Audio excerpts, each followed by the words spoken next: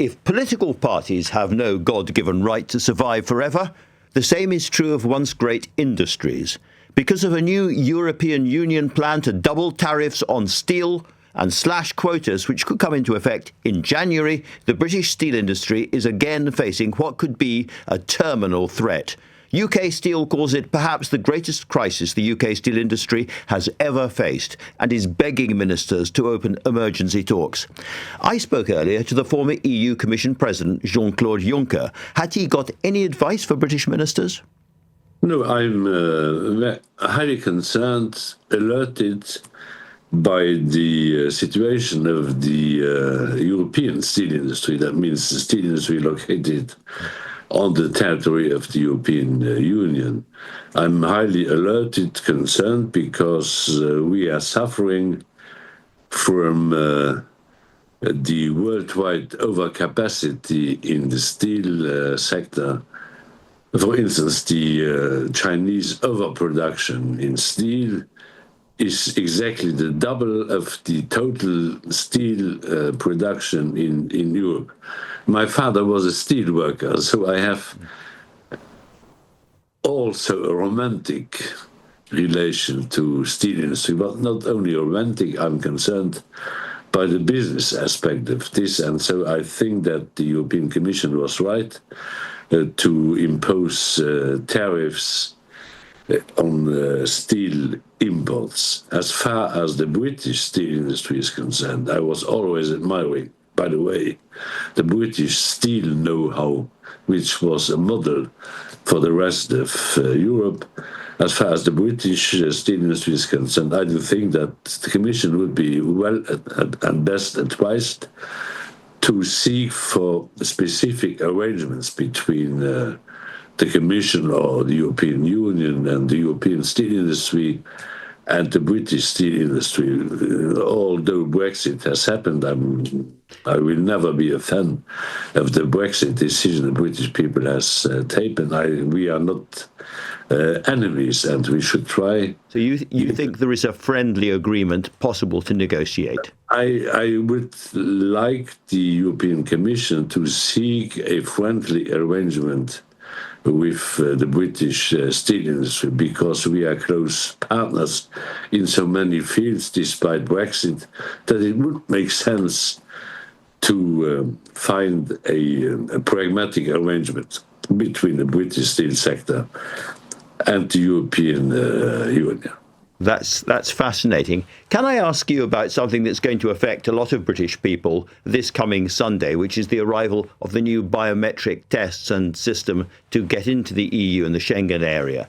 Clearly, there will be problems at the beginning. Do you think this is going to become as smooth as the current system for travellers generally? I would like the new system, which has to come after next Sunday, to be as smooth as the no arrangements are. Once again, we are not enemies. We should try to have with Britain an as friendly relationship, including trade and including the matter you are mentioning for the time being, as possible. And can you explain to people in the UK why this new system is necessary for the EU? What's the point of it? It's a consequence of Brexit. Things have to be adapted to the new reality, but the adaptation to the new reality should not be an unfriendly adaptation. And so I think that the services of the Commission and the services of the UK government should try to come as close as possible together when it comes to their too pragmatic implementation of the new rules. Life would be easier without Brexit. That's for sure. In all sorts of areas, it seems in Britain as if the Prime Minister Keir Starmer is moving a little bit more towards Europe for the first time, and that Britain's relationship is tilting a bit more to Europe. Do you see a change of tone coming from London? Do you see a change of substance? To some extent, yes, because this unfriendly atmosphere which was characterizing the relations between the UAE and the UK and the European Union has come to an end, because partners on both sides of the argument do know that the UK needs the European Union, and the European Union needs the UK. And so I do think that all these, there are two pragmatic arrangements which has been found over the last period are pointing in the right direction. So although there are remaining difficulties, remaining areas where no understanding does exist for the time being, there is a clear will of the British government and of the European Union to create as minor problems as possible. Yes. We have to solve these problems, and these things have to develop in a smooth atmosphere. Yeah. Talking of a smooth atmosphere, however, the opinion polls here suggest very strongly that the next British Prime Minister could be Nigel Farage. How would you regard that prospect? I know Nigel Farage better than the British do know him, and so I don't want to interfere in a British decision-making process by the voters and by the electors, and it's up to the British to decide if yes or no they want to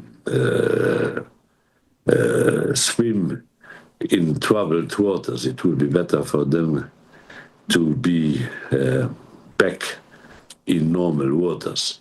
I like him as a person, I have to say, although he doesn't like me, but I like him.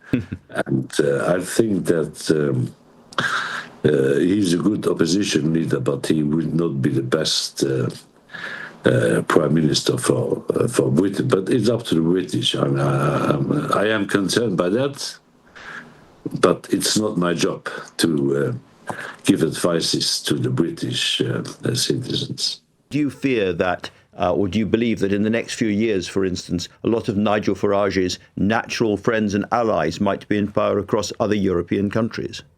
I don't think that we will witness copies of Nigel Farage on the continent.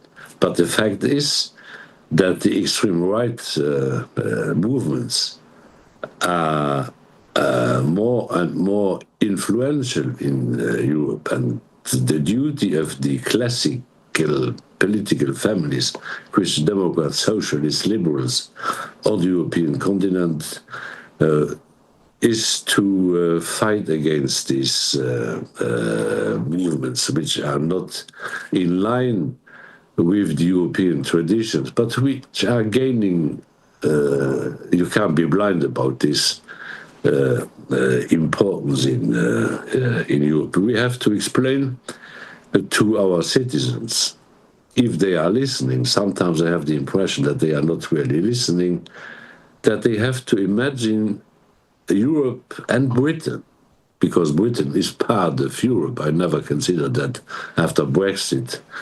was definitely cold-shouldering the European Union.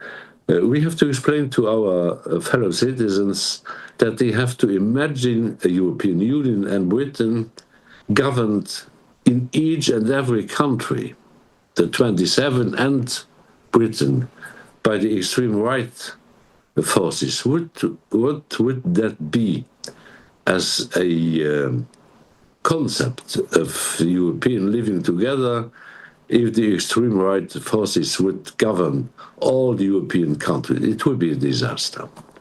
We are trying to peer or look into the future at the moment. In that spirit, final question, do you think you'll ever see Britain come back into the EU in your lifetime? No. Jean-Claude Juncker, thank you very much indeed for talking to LBC tonight.